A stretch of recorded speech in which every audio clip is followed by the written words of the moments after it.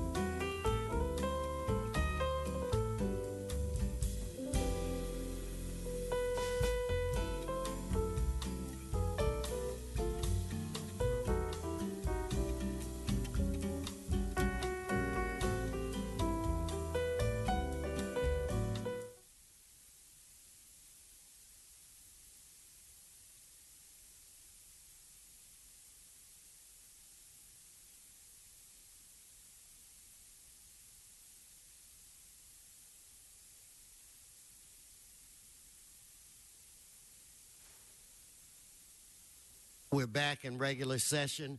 Before we vote on this item, I want to indicate that all items that were on the regular meeting will go forthwith.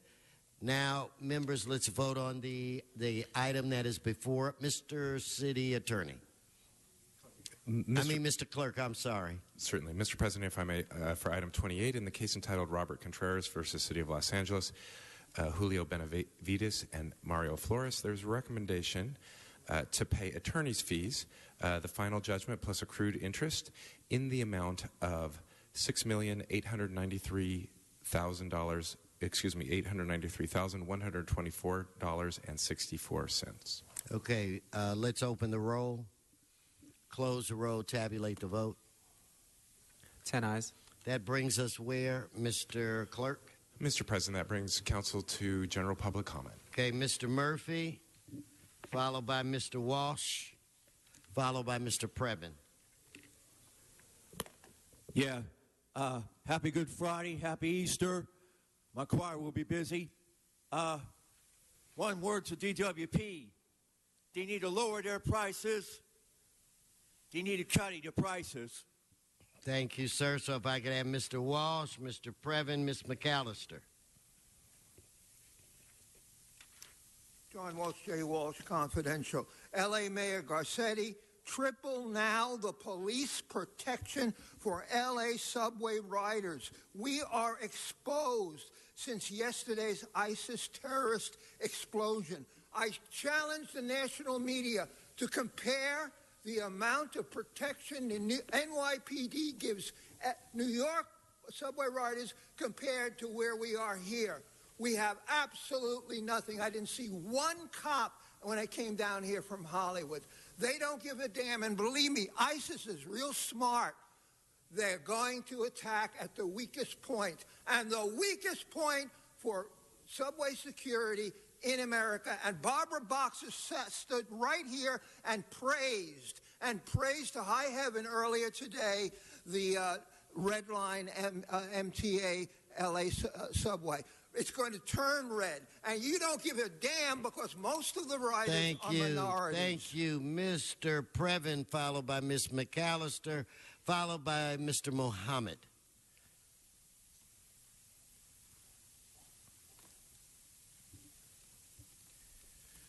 Yes, sir, it is Eric Previn, and boy, the city attorney has been busy. That is a robust settlement, sir, at item 28, something .8 million for that case. That was, as you know, a kill case that was appealed to the Supreme Court. You lost. So I guess I don't know who the attorney is. I'd like that read into the record as well. Who got the $1+ million or so in fees? Sir, I don't know what to say because we're at a point, sort of a little bit of a crossroads here. I know that you value the electoral process, and I know that you believe in fair and equitable elections. But I think that at the Rules Committee, where I laid it out for you in clear English, you heard that we are having some problems. And I think it was only Mr. Krikorian's office who intervened finally after 5 weeks of not having any candidate information on a city website. He wrote a note, and then miraculously it was clarified and they posted the candidate information. But all that lost time, sir, has resulted in a request for a 21-day extension of online voting. And I would ask you to confer with Mike Fior, who's a great guy, by the way, and see if you can come up with something. Thanks. Thank you. Ms. McAllister, followed by Mr. Mohammed, followed by Mr. Hunt. I wish you would take this parade that you had today for 2.5 hours to some hotel somewhere, okay? Don't bring that crap up in here. This is about serious business. Now, the city attorney's office, what the heck are they doing making $120 million? That's in the budget, $120 million. Hold her time. Ms. McAllister, you have to be respectful to our translator. When you yell into the microphone, it bothers them. It is uncomfortable. I am not going to allow anyone to yell and scream. So say what you want to say, but say it in a calm fashion. Thank you, Mr. President. I didn't know I was yelling. $120 million in the city attorney's office. I'm going to investigate this. You're giving the police $1,442,000,000. Now, I want everybody to tune in today at 3 o'clock. The homeless committee upstairs, 3 o'clock. Everybody online, listen to this. They want to put on the ballot, they want to raise taxes for us to pay for the homeless. That's a lie. I went to another meeting. We're not going to pay another dime. I went to a meeting last week, the foreclosure registry program. They're paying a clerk typist, a woman or a man who sits down, $187,000 a year to type something, and a clerk typist number 2, $84,000. Let's say that again. Clerk typist 1, $84,000, and a clerk typist 2, $187,000. Sit down and type. We're going to get you guys out of office. Okay, Mr. Muhammad, are you here? Followed by Mr. Hunt. Yeah, I signed up for speaker on number 3, but you switched me to number 4. So I'm not surprised what a politician won't do, or what a black preacher won't do or say. But anyway, we need more affordable housing. In this days, we should turn to the critical time. We're living in critical times. We should ask for some super to come about. We need a super democracy. We see where the African-American black females are stranded from the church house. They living on the sidewalk, all their belongings in their carrying sack. They need immediately aid. But anyway, you go downtown Skid Row, you see the homeless down there living a very undignified life. There's no upliftment for them to survive in that situation. But in the danger downtown Skid Row, you see the police department will run over you if you're standing on the curb, and the MTA bus will run over you if you're standing on the curb. And many times I've been asked, though, do the MTA operators pay federal income tax? Are they exempt? They come under nonprofit organization? Thank you, sir. Mr. Hunt. Thank you. The Red Chief Hunt for the record. Mr. President, I am ashamed of you, and let me tell you why. The Brown Act is a part of the Constitution of the United States. If you don't read it, you can't apply it to the meeting. If you can't apply it to the meeting and run the meeting correctly, you're out of order. It's a federal misdemeanor to kick people out in the middle of their conversation. Dean Pragerson said, when it's your 2 minutes to speak, that's your 2 minutes. That comes from Dow versus the city of Los Angeles. You're African American. You're supposed to represent the people twice as good as the white folks do. And you don't do that yet. You don't read the Constitution of the United States of California.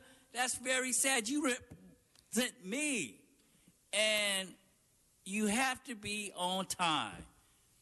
You need to get your shit together. People are calling you niggas. Not for it because you black, because you're not following the Constitution.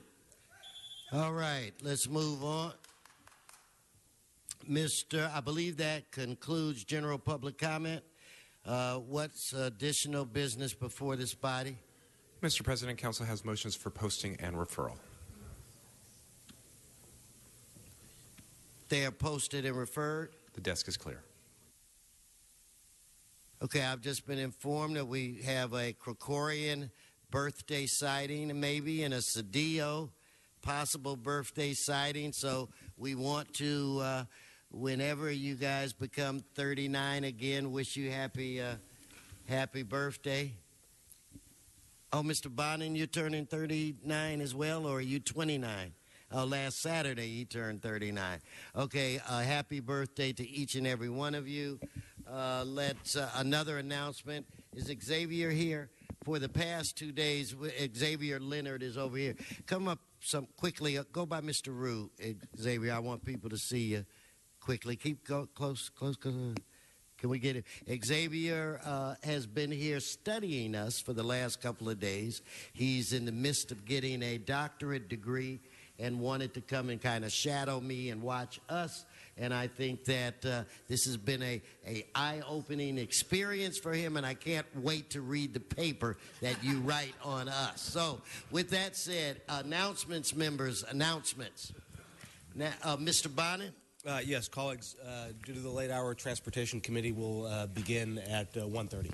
Okay, Transportation will begin 1:30. Any other announcements? If all could rise for adjourning motions, if all in the chambers could please rise. I will look to my left side.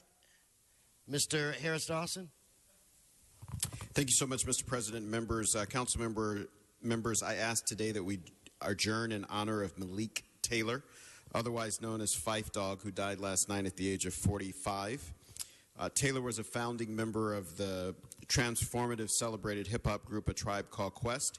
He appeared on all 5 of their albums, most notably 1991's The Low End Theory and 1993's The Midnight Marauders. He was born in Jamaica, Queens in 1970. He lived in the same neighborhood with other members of the group. At 19, they began recording and recorded what many regards as one of the top hip-hop albums of all time. For those of you who are not acquainted with hip-hop, A Tribe Called Quest is the Earth, Wind, and Fire, or the Rolling Stones of the hip-hop genre. Mr. Malik suffered from type 1 diabetes for several years and became a voice not only for diabetes prevention but also on addiction, because he struggled with a sugar addiction even though sugar made him very, very sick. And so last night he succumbed, and we asked that all members join us in adjourning in his memory. Thank you, sir. Now I'm going to look to my right side. Mr. Huizar. Thank you, Mr. President. And colleagues asked that we adjourn in memory of Antonio Paz Gonzalez. Antonio was born in Puebla, Mexico, where he met and married his wife, Valentina. They started a family, and in 1993, Antonio made the journey to the United States, initially alone, like so many immigrants, to find a better life to provide for his family. Antonio settled in El Sereno and worked hard selling fruit, and later as a cook in restaurants, earning enough money to bring to his family, who joined him successfully, and they pursued the American dream. Besides being known as a hard and skilled worker, Antonio was well known as a good and loving family man. Taking care of his family was the most important thing to him. Antonio saved enough money to purchase his own cab and joined some of his relatives who had done the same. After a lifetime of working for others, he was proud to be his own boss. Unfortunately, he was tragically and senselessly killed in an apparent robbery that occurred in Ball Heights on Worth Street last Sunday, March 13th. Anybody with information about this tragic incident, please call the Hollenbeck detectives. We would greatly appreciate it. There is a GoFundMe account set up to assist his family with funeral costs that you can find on my Facebook page as well. Condolences to Antonio Paz Gonzalez's family and friends, and certainly a very tragic event. Someone who's so hardworking and was committed to his family, to this community, and helping people get to and about town, sometimes offering free rides, and just a real senseless murder that occurred. May he rest in peace. Thank you, Mr. President. Okay, I'm continuing to look. Mr. Price. Members, I ask that we adjourn this morning in the memory of Doris Jean Kemp Berryman Blaker. She passed away March 8th at Cedars Sinai in Beverly Hills. For over a quarter of a century, Jeannie has a history of community and political activism in Los Angeles. She served as a volunteer for every presidential campaign from John F. Kennedy to Barack Obama's, for the gubernatorial campaigns of Pat Brown, Jerry Brown, for congressional campaigns of Barbara Boxer, Yvonne Burt, Maxine Waters, Diane Watson, Karen Bass, Herb Dimely, Augustus Hawkins, and Janice Hahn, and for the city council campaigns of Billy Mills, Robert Farrell, and Bernard Parks. From 2007 to 2012, Jeannie volunteered for Obama for America and served as community organizer and staging director for Organizing for America, President Obama's grassroots election and re-election campaigns. She served as a Southern Area Coordinator for Women for Obama and organized Inglewood women to serve on Michelle Obama's Let's Move project. Jeannie was also actively involved in her labor union, the California School Employees Association, AFL-CIO, coordinating the political action for the union in the counties of Los Angeles, Ventura, San Luis Obispo, and Santa Barbara. She held many positions over the years. Jeannie worked at USC as an executive secretary for 10 years. Later in life, she worked for the LA Unified School District for 10 years at Menlo Avenue Elementary School, Horace Mann Middle School, and Manual Arts High School before her retirement in 2005. Jeannie leaves a host of family members and close friends who will always cherish her memory, and we wish her peace. Thank you, Mr. Price. Mr. Rue. Thank you, Mr. President. I'd like to adjourn in the memory of Dr. Hee-Kyung Choi, who passed away on March 11, 2016 at the age of 76.